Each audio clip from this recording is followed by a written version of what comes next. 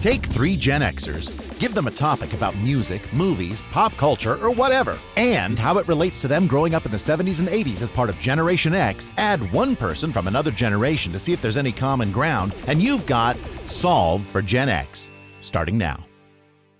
Gen X is the first generation that is not outliving their parents. So good for us. By a decent margin. Say that again. Gen X is the first generation not...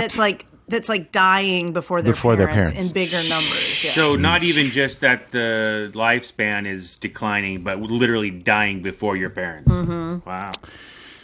Well, that's depressing. It's fine. Whatever. What? I mean, what else is there? You've done it. It's done. Get it. We're done. We drank out of a hose. All right, let's get to it. Let's do it. Go ahead. Shh. Don't tell anyone about today's episode. There seems to be a consensus that growing up is often challenging. I've heard it said also that the more you learn, the less you know. And that's what I like to call bumper sticker wisdom bullshit. Because kids are dumb as fuck. Certainly adults, but even the older kids seem to carry a wisdom that eludes us at a certain age. Really young children have the confidence of playful little narcissists with no shame.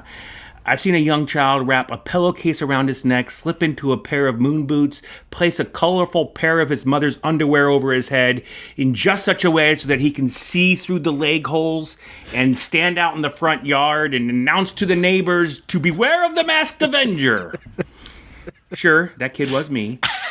But my point is that the good time is the age before we become aware of just how much we don't know. The challenging time begins once we start looking around and caring what other people think. The care we put into the opinions of others, that is the fertile ground from which secrets bloom, my friend. Beautiful, delicate, odoriferous secrets. On today's episode, we will be talking about the blank I really loved but kept secret from everyone until now on Solve for Gen X. Solve for Gen X. It was an angel parachute pants, Skinny ties, neon headbands. we rode our bicycles helmet free. A nicotine from a vending machine. Decades, pastimes, memories, and masters song. Solve for Gen X. Solve for Gen X. Solve for Gen X. Solve for Gen X. What's ironic about that is that Nate thought he was whispering, and he actually was just talking at a normal human. I started whispering. trying to whisper. Even that was like normal human volume. You did that. I'm whispering. That's the It's a good beautiful. stage whisper, though. Beautiful It was a irony. damn good stage whisper. It's a good stage whisper. I am Nate Starkey, Gen X 1971. I'm Ashley Ward, Gen X 1972. And I am Matt Vogel, Gen X 1970. Welcome to Solve for Gen X. You know, we talked about, I think it was our first episode, we talked about how music, how our parents are often like the first influencers of our taste in music. And it's actually probably our first taste in a lot of things like TV, food, clothes, whatever it might be, right? I mean, they're kind of the first introduction to everything for us. But in this case, it's music that I'm talking about. And to this day, my mother, she loves Barry Manilow. Now, if you don't know Barry Manilow, he is still around, and he's still doing shows. So get your tickets now. His career, it spans 7 decades. That's a long time. And he has had 51 top 40 singles on the adult contemporary chart. That's 13 that were number ones and 28 that were in the top 10. That's insane. That's insane. That would never happen today unless you were Taylor Swift. There were 13 platinum albums that he had and 6 multi-platinum albums. A platinum album is 1 million records sold. Wow. And you have not even started talking about, but perhaps you are, Yes. all the commercial jingles he wrote. I am actually going to talk about that. Yes, absolutely.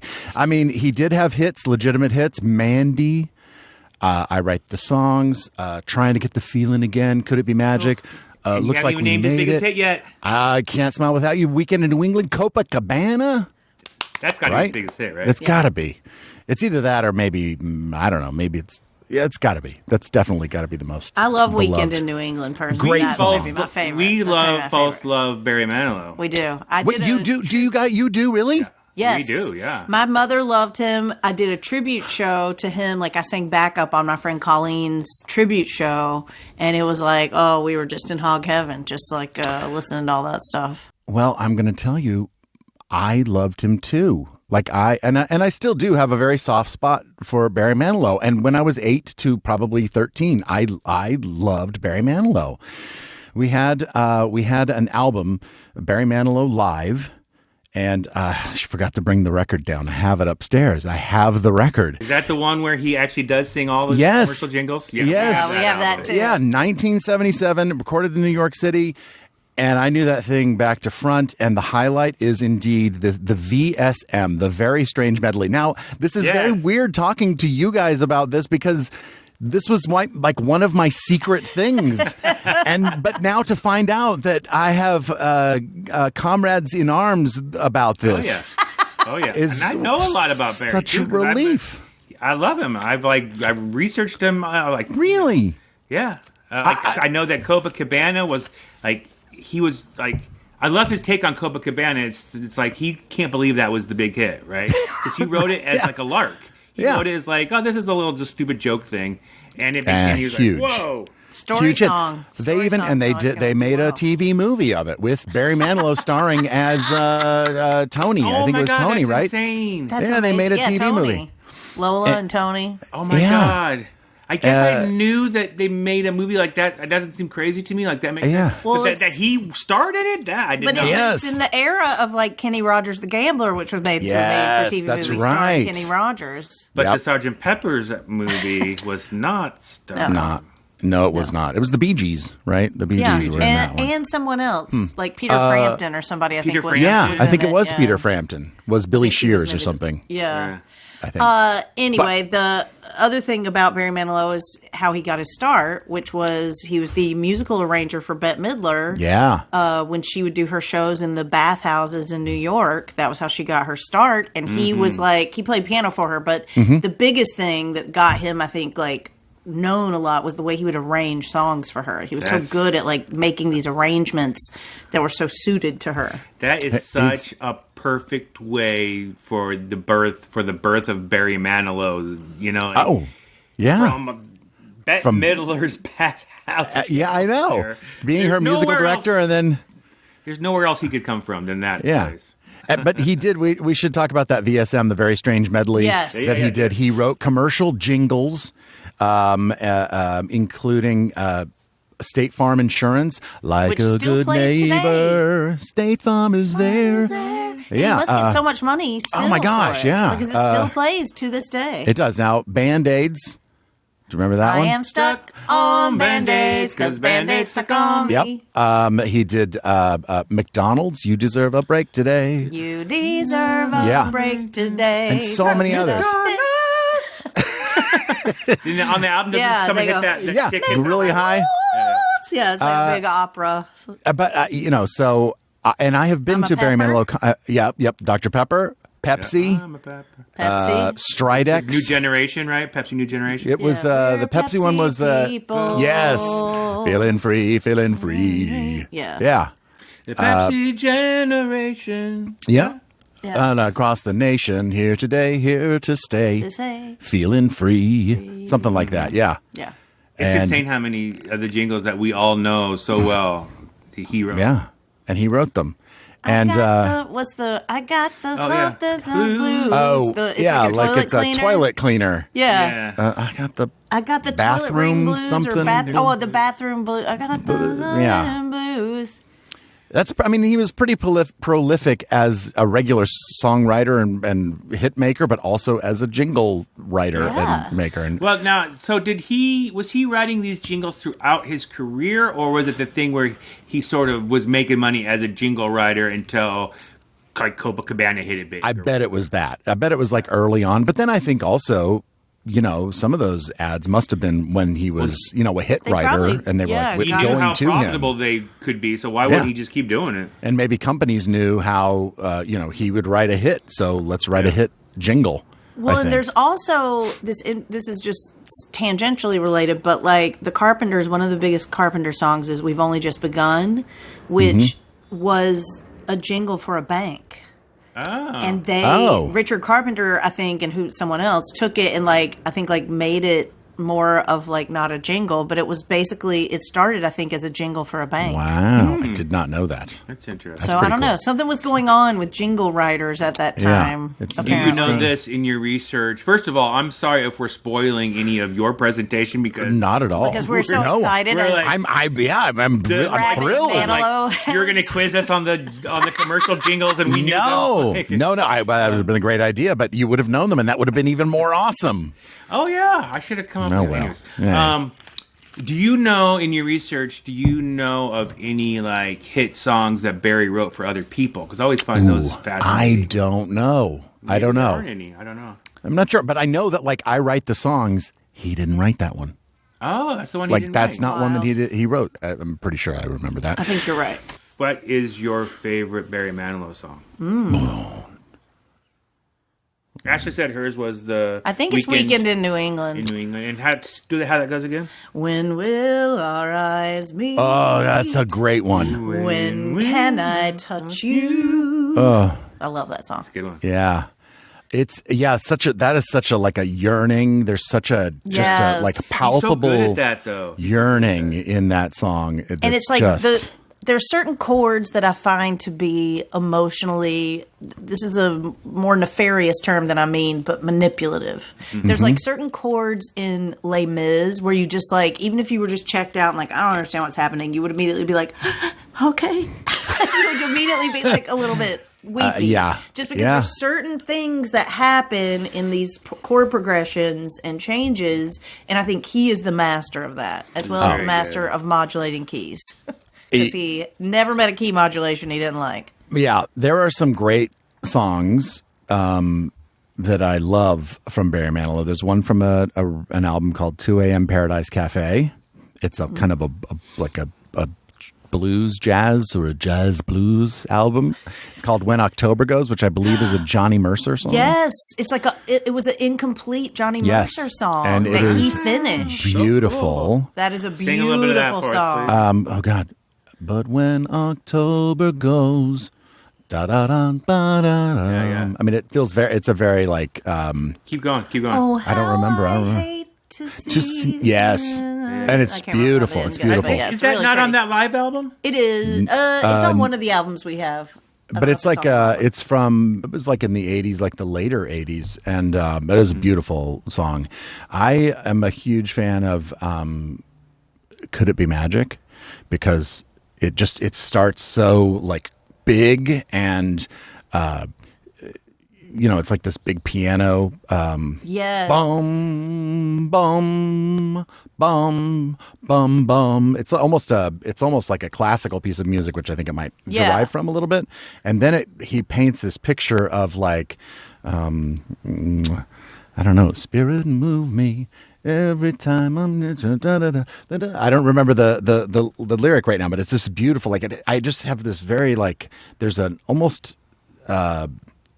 I can't a rainy picture that I have in my head when I think of that song, from when I was a kid, and I can't quite explain what it is in my head, but it feels very it just has a lot of a visual comes to me that I can't explain, but there's a feeling and an emotion and that I get when I hear a lot of his songs. They just are very moving and wonderful. Yeah. But I can't name like a real favorite. I do love When October Goes. That's those one of two are them. good. And I love Could It Be Magic? The only thing that it seems weird to me is that I asked both of you what your favorite Barry Manilow song is, and no one asked me at all what my favorite. What's your favorite Barry Manilow? Do you have a favorite? Yeah, I mean, you don't guess you wanna know. probably I do want to If know. you wanted to know, it seems like you would have asked. You're Nate, right, Don't you're be right. that way. Right. Um, Is it I like- I'm Your Man? That's the Barry Manilow. Now you see, every time you name a Barry Manilow song, you have to sing some of it because Yo man, it's like a kind of a dance album. It's just recently that I know remix that was song. I don't think I released. know that one either. It's a more like it's a lesser known. It's a deeper cut, Wait, maybe. Here's another question. I'm really into the Barry Manilow discussion. Is Yeah, he please. still writing and recording new songs? Great question. Or when did he stop? I guess. Is I the way think of I think he's still recording things, but I think what he's recording is like he did like a series of hits of the 70s, hits of the 80s, hits of the 60s, Yeah. maybe even a 50s. He's done like a tribute album. I don't know if it was a Sinatra tribute album, but that kind of style. Okay. He's done several Christmas albums.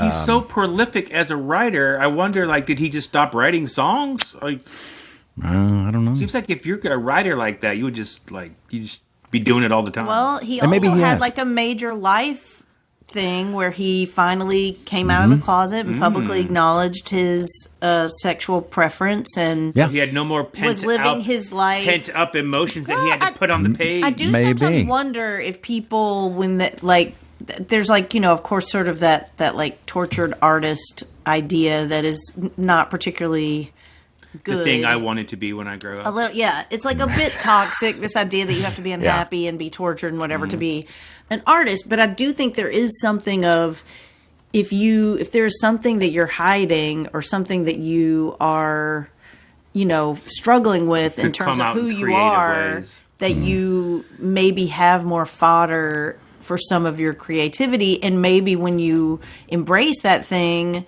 you are able to sort of do that at a less breakneck pace Gotcha. because it's not, you're able to like have that not- expression in your life. You know what I mean? Right, As yeah. opposed to like, it can only be in my It's work. not. You no longer have that compulsion to. Also, he's old, and like at a certain point, you probably are just like, I'm sick of doing this. Yeah, maybe. I don't know. Very well, maybe. I mean, he did have a Broadway show.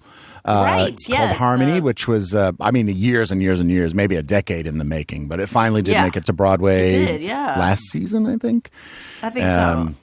It wasn't So I think very a lot of super time long, was but but a lot of time was spent on that. I'm sure I over heard it was the good. past several years. what was your favorite? Barry Manilow I think Yeah. my favorite song is, I don't know what album it's on, or if it's got to be on an album, right? The only Yeah. time I ever hear this song, I never hear it on the radio. The only time I ever hear it is when I watch the movie that it's the theme song from. Oh. Ready to take a chance again. Yeah. Ready to put my heart on the line for you. Wait, is that The what is movie that? Foul Play, Right. I love starring that. Chevy Chase and Goldie Yeah, Hawn. the Goldie Hawn. You know that I'm good for it. No, it's a there's nothing to show for it. You get what you get when you go for it. And I'm Yeah. ready to take a chance again Ready to take a chance again. with you. Yeah. That's a I think great maybe song. that's That part is of why I a love great it so song. much is because I never get to hear it except for when Foul When you're, plays on and it's TV. the very beginning. It's that very first part of that movie, isn't it? The And opening he's of the like, movie they're is his driving down song. the coast. She's like Yes. driving on PCH. It's such a great song. It's a great song. It is a I think great it's an an underdog hit. I think it was. Yeah. I mean, yeah. His last album thus far was in 2020, and it was called Night Songs 2. So there was a Night Songs 1.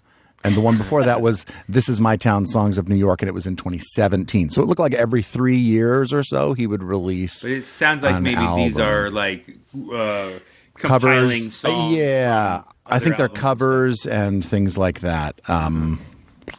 Yeah, I don't know when his last song, maybe his last record of maybe original material might have been 2001's "Here at the Mayflower." I'm not even sure. Yeah. I'm just guessing. I just see a list God, of I records. wish you would here. have come a little more prepared, but I'm so sorry. Have you been to see Barry Manilow in concert? Never. no, but I want to. Oh, you should It is do like it. exactly what you said. Like one of those where I need to. Like, You gotta I wish go. I had seen. I was telling myself I got to see Tom Petty, and Ah. I didn't. And I'm like, oh, I missed it. Yeah. Yeah, there's like a few Yeah, you like should. that. You should go see him. I saw him with my mom. She took me to see him in the round at a place called Kemper Arena in Kansas City. back in probably the early 80s, maybe. Oh man, you saw him in his prime. Yeah, I did. Very and here's another thing about that. Like, even though I was, I eventually discovered my own musical tastes on my own, as we all do. But I still like Barry, and many years ago, it must have been, I don't even remember how many years, but it's definitely over a decade. My friend, and she's also one of the Sesame Street Muppet Wranglers, Lara McLean, we call her Lars. She is a huge Barry Manilow fan. And she found out way back in the day that I was a Barry Manilow fan, and that my mom was a Barry Manilow fan, and she always asks about my mom and how she's doing, and it's very sweet. But Lars took me to see Barry Manilow at Radio City Music Hall. Oh, that'd be good. 10 years ago or something. It was great. I mean, and seeing him in New York, it was fantastic. So when your mom took you to see Barry, was it because your mom was a huge fan? Yes. Did that add to your appreciation of Barry, or was it like your mom knew that you shared that with her, your love of Barry Manilow? I don't know. I mean, she knew that I loved Barry Manilow just because I got it from her. Want to go? And it could be that my dad didn't want to go. Yeah. I'm going to Barry Manilow. It could be. Okay, I Write the Songs was written by Bruce Johnston, who was a member of the Beach Boys, and was recorded by David Cassidy, Bruce Johnston himself, Captain and Tennille, and Barry Manilow. And Barry was the one who scored the hit on He's it. the one who really hit it, yeah. Wait, so how old were you when you went to that Barry concert? I think it probably would have been 11 or 12. I don't know exactly the year. I feel like it must. He was in the round. So I remember like that. She took you to Barry, and that birthed your love of Barry. You already were in it. No, I was already kind of in just because of that Barry Manilow live album. I don't remember how, like, if she played it at home, or So it wasn't a total secret. Your mom knew. My mom definitely knew, but Your mom doesn't matter if your mom knows. Right. Okay. Well, there's so much I don't tell my mom. And I will say, there is a feeling of nostalgia and like general good feelings when I think about Barry Manilow. And in fact, Yes. I'm going to go see him in New York again in October, I believe. I'm going to go see him at, I think he's playing Radio City Music Hall. So I will tell you, though, there is a more personal thing that I will tell you. Okay. Now, there are people that know about this as well, but like my mom and my dad's no longer here, so what does he care? But I sucked my thumb for way too long when I was a kid. I don't remember, from like birth probably to maybe 4th or 5th grade, like way too long. And I definitely hit it. My teeth didn't start to protrude out. That was kind of a fear I think I had, that my teeth were going to, from sucking your thumb. And I think it was my right hand, my right thumb, I think. I can't remember now. It's been so long. But I used to have like a little callus from where my teeth would touch my thumb, I guess, for the whole night. But along with the thumb sucking, when I was littler, I had a bedspread on my bed, and on one end of it was a tag. Anybody know what maybe I would have done with the tag? You were silking it. You were silking it with your other hand. That's what my sister did it too, and so she would call it silken when it was I got it. like a Yeah, silky I got thing. that. Yeah. But also sometimes I would take that little tag and put it right very close and up kind of in my nose. That I did not see coming. Yeah, I think that's a fairly common thing. It is? I don't know. I was really hoping it might have been just like I don't know if it was like way up my nose, but there was like a sensorial kind of like a like a comfort thing. Well, a lot of kids do that finger, nose, like thumb and finger thing. Yeah, I didn't necessarily put my finger up there, but I did have a little tag. I had the tag. Yeah. I used that. So that's the thing that I loved it. I mean, I loved that sensation of like, there was clearly as a kid a lot of comfort in soothing, self-soothing with my thumb and a tag. Or whatever. How did you break the habit? Like, how did you? Because it's a habit. It is a habit. That's a great question, and I don't know if I just outgrew it. Because my sister did it for a long time too. And like one of the things that we did at one point was my mom had bought this stuff. Does your sister want you telling everyone this? I don't care. she would tell anyone. My sister bought this, or my mom bought this stuff called Stops It, and it looked like clear nail polish was what it looked like. And so the idea was that you put it on and it tasted bad, like alcohol, like rubbing alcohol or something. Yeah. And so it only worked once, but I was like, oh, Hayden, let me paint your nails. And so my mom was like, oh, I know how to do this. Yeah. So I got it from my mom, and she's like, you're painting it everywhere. And I'm like, oh, am I? Just like painting it everywhere. Oh, sorry. Oh, You went from this betrayed me. You went from betrayed this me. like friendly thing to like, am I? She's like, you've betrayed me, because it was horrible. Like, it tasted really bad. And that stuff you can, I mean, I've used that because I bite my nails, and it's a thing that I hate, that I bite my nails. And so I have used that stuff like on my nails to try to keep me, but it ends up just getting on everything. It just ends up anywhere. Like you just scratch your mouth and it's dry, really. Yeah. It's like not great. My memory of it was that I used way too much, way more than necessary. Because like you don't need the coating. You don't need a lot. Thumb. No, you don't. I Just could a have little just bit. painted her thumbnail and it would have been fine. That's right. I kind of blew up my spot. She also Don't had wanna to have reveal a it. blanket that had like you know how sometimes blankets will have like a little silky top? Like Yeah. there's like a little. Yeah, like she had to have a blanket frame. with that, and she would rub it between her fingers like this while she sucked her thumb, and that was called silking. She'd be my like, gosh. my silking.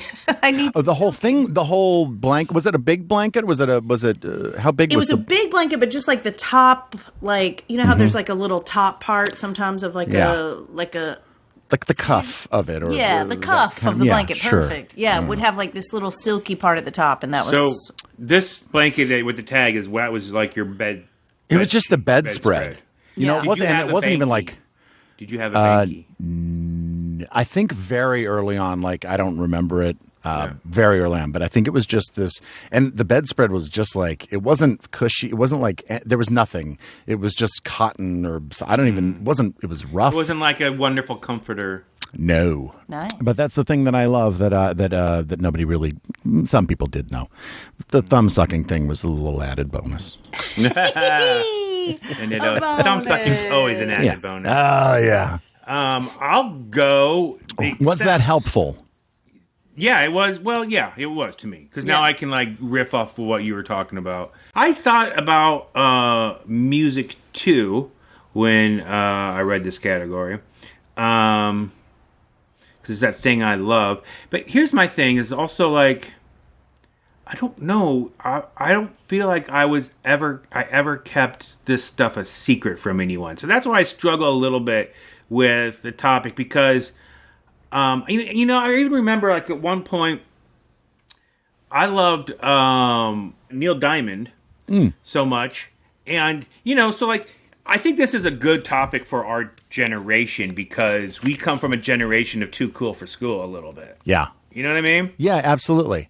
And so it's like but I always was like, you know what? I would always argue with people and be like, you want to like Neil Diamond, you're just afraid to. You know what I mean? Like I would challenge people to like I would get in their face with my love of Neil Diamond. You know what I mean? And this is something that like now I don't really care about, but it's fine with me that I like and loved Barry Manilow. It was like back at that time though, I wouldn't tell anybody about that. That was like and I think it was like an embarrassment or something from back in that time. Like that's something that I wouldn't have challenged anybody like you. I don't know. Well, and I think at that age, I would challenge people when I was in high school, when I was like a sophomore in high school, stuff like that, because it was just sort of part of my deal. I would always like get into stuff and be like, yep, that's this Provocateur. this is cool, whether you think so or not. You know what I mean? If you don't think it's cool, then you're not cool. But that's a lot of confidence. How did you have such confidence? I did not have that kind of confidence. I mean, it might have been overcompensation. I don't know. But it was just like, it was sort of like, how am I going to stand out? Well, here's one way. And people thought it was funny. You know what I mean? Yeah. So I was getting like... I will say I remember that as like an archetype of like a high school kid. It's sort of like Seth Rogen in Freaks and Geeks has a little bit of that energy, maybe a little more aggro of just like, I'm going to call it out. You guys are scared to just say what you really like. Just admit it. Like it's a little... Yeah. It's a type that I can like relate to in terms of people I knew growing up. It's almost a contrarian thing, and, Yes. and it's sort of like it's an identity that is like funny to me. It's funny to me to be the one person who's not afraid to admit to liking the thing that's universally sort of thought of as uncool. But I think also, And at the same time, if you're really into like U2, right? That's the big band. Like that would legit was uncool to me. You know what I mean? I think it's also okay. though you put people on their heels by doing that, Yeah. as opposed. So it's a little bit of a defense mechanism because you can like call them out and put them on their heels a little bit, and then that gives you But a it's little not. power. But it's not insincere as far as my love for Neil Diamond and Barry Manilow and these things that were square, right? Right. To a kid, it's not. It wasn't disingenuous. But like Ashley's saying, I think it is like if you don't want people to make fun of you for a thing, you beat them to the punch. You know what I mean? Yeah. I just didn't Also, think of that it's when a I lot was a of kid. that. I think I never thought of that. It's jerky of I you guess. to be mean to people for liking U2 because U2 is legit. No, I was never mean to people for liking U2, but I did look down my nose at U2. You'd have to be an idiot not to acknowledge what. But why in that time was it just being contrarian, like you said? Popular. And I legit didn't like them that much. Okay. I mean, in the sense of like, is that what I want to listen to? Nah, not really. It just doesn't do it for me. Turn on your I'd heart rather light. listen to Led Listen to Heart Light. Zeppelin or something like. Yeah. But Neil Diamond. Forever in Blue Jeans? Give me yes, that. Please. Turn on your heart's light. Yeah. Just do it. In the middle of a young boy's dream. You know, I want to just comment on this. Listen, I went to see Neil Diamond in concert, and it was one of the his voice was so piercingly loud. It was so like just loud, and this was probably in the 80s, late 80s too. And I mean, it could have been that I was sitting like we were in the back, but we were sitting up on that second, like the mezzanine level or whatever, and the speakers were like right there, pointed at us. And I remember it almost being like the loudest concert I'd ever been to because his voice was not unlike Nate's just now singing Heartlight. He was the first concert I ever went to, which I think I told this story before. Wow. My parents took me. It was outside at Stone Mountain. Amazing. And my sister was in like 3rd grade and I was in 4th grade, and this was the Everywhere Around the World. It was that era. America. Yeah. Forever in Blue Jeans. He's playing the encore, which is Forever in Blue Jeans, my favorite song of his at the time. And Hayden was tired, and I'm like, well, just let her go back to the car. And my mom was like, no, it's dark, and she's 8 years old. Like, we have to leave. And I was so upset and sobbing and crying. But then in New York, a very New York thing to have happen, we were at a bar that was near the theater we performed at, and a guy Also near Madison Square Garden. a guy that was right by Madison Square Garden. He's like, hey, I don't know if you're interested, but I have 3 tickets to Neil Diamond if you want to go. It What? just started. And we were like, yes. And so we called our friend Kevin. He met us there. We go in. We were late a little, but It's like 2010 or it was something. incredible. Oh my gosh. It was so great. And he sat. That's He's great. older then, right? And Yeah. like he sat down the whole show, and like He that got sort of up thing. some. I don't remember. He did, but it was his in the- voice was still great. I bet. can't remember if the stage rotated or if he just walked around because it was in the round okay. essentially. And he he was moving about. Very cool. It was really great and a great New York-y thing to have happen. And here's the other thing, Matt, about things like that, like just owning stuff like that. And again, like I feel like I keep doing this, and I don't know what opinion you guys have of me, but like chicks dig that. You know what I mean? Like chicks dig it when you, even if they're not into that thing. Do we? Well, in my experience, that they like have if to you block have the confidence, like they just like confidence, right? And Yeah. I didn't even if get you that, have to though, as a put it kid. on, even Yeah. if you put it on a little bit, Seems like you were more worldly than I was. know. Then, just like being able to Well, think about that and go, here's- chicks if I was- girls like this. if I was, this would be the reason why, is because, and we've talked about this before. First of all, I came from divorced parents, and I never went to the same school for more than 2 years. I lived in the city, I lived in the suburbs, so I was exposed to a lot of interesting things and a lot of diversity of, people and whatever. I think also being a latchkey child, Yeah. you like learn things you probably shouldn't. sooner than you And should. I had an older brother, right? So I think, that changes. Yeah, that the could way be you too. Yeah. you sort of perceive the world. There's a security blanket in having an older brother too, a little bit, you know. I think so. I wouldn't know. Probably, you understand from the other side of that. Yeah. Yeah, but my brother, he was always like way more outgoing than I was. Because he had his security. You were a little bit of a security blanket for him, probably. And also he learned from you, from all of your terrible mistakes. Yeah. Yeah. So then I'll just finish up. And there's like your thumb sucking thing.